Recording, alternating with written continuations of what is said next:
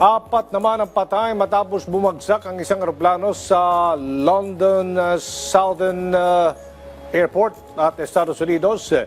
Magpapadala ng isang klase ng air defense system sa Ukraine.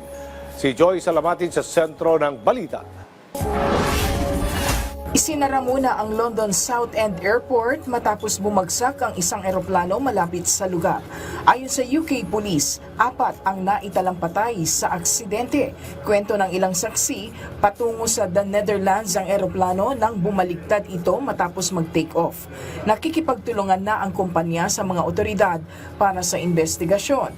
Samantala, nagpaabot na ng tulong si UK Transport Secretary Heidi Alexander at tiniyak na tututukan ang sitwasyon. Kinumpirma ni US President Donald Trump na magpapadala ang kanilang bansa ng Patriot Air Defense System sa Ukraine. Magiging karagdagang tulong ito sa nagpapatuloy na digmaan ng Ukraine at Russia. Hindi naman tinukoy ni Trump ang bilang ng ipapadalang Patriots, pero tiniyak niyang magiging suporta ito sa proteksyon ng Ukraine. Magsisilbi din itong epektibong air defense system laban sa tactical ballistic missiles. Nagpahayag din ng pagkadismaya si Trump kay Russian President Vladimir Putin. Matapos kasing makipagnegosasyon, binomba pa rin daw ang Ukraine. The long wait is over. Muling nagbabalik at nagsama-sama sa entablado ang kilalang Taiwanese boy band na F4 matapos ang 12 taon.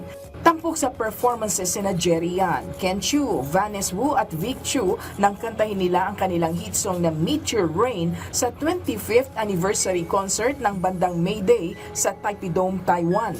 Kilala ang grupo sa kanilang iconic Taiwanese drama na Meteor Garden noong 2001 kasama ang yumaong actress na si Barbie Hsu.